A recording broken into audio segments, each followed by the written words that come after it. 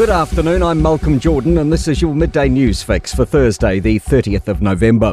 The Foreign Minister's used his first speech in the job as an opportunity to call for strengthened ties with the United States. Political editor Jason Walls has more. Winston Peters addressed the US Business Summit in Auckland this morning, telling diplomats and officials in attendance that there are very few relationships which matter more to New Zealand than its relationship with America.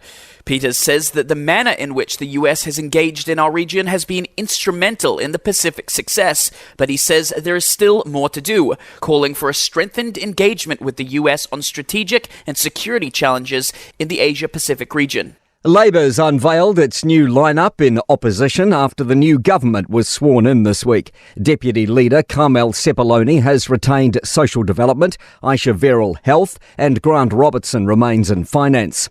Kieran McAnulty still has the local government role and has also picked up housing.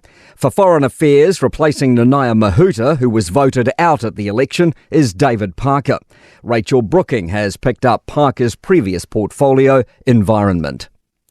Efforts are underway to help families affected by a fire that tore through multiple homes and forced evacuations in Auckland's Mangere Bridge. Emergency services were called to Coronation Road about 3 a.m. The homes were linked to a nearby Tongan church where people are now being cared for.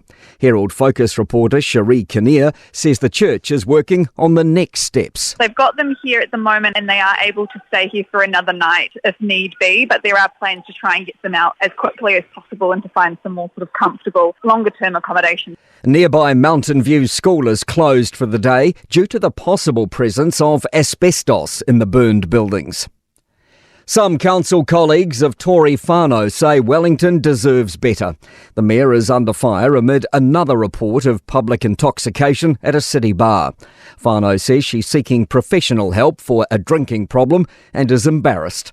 Councillor Nicola Young says Wellington can't afford to be put on hold. You know, what really concerns me is the reputation of the council and the loss of trust and confidence of voters and ratepayers. We've got so many problems. We need to have a mayor who's completely focused on the job. Dozens of jobs are set to go at Chorus as the company shifts its focus from building the ultra-fast broadband network to operating it. The exact number of job losses is yet to be confirmed.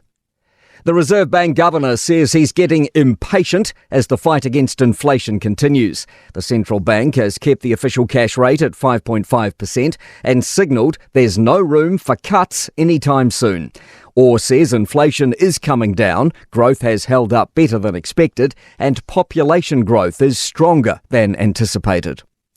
The police watchdog has ruled that 2 Canterbury Police officers broke the law when they entered a man's private property to serve family court documents. The officers walked past a sign that read, "Keep out private property," when they arrived at the address to serve the documents to a woman who lived there. To sport. France in 2030 and Salt Lake City in 2034 have been chosen as preferred hosts to stage the Winter Olympics. Wellington Rugby is planning to shift from Sky Stadium for home matches after a 24-season association.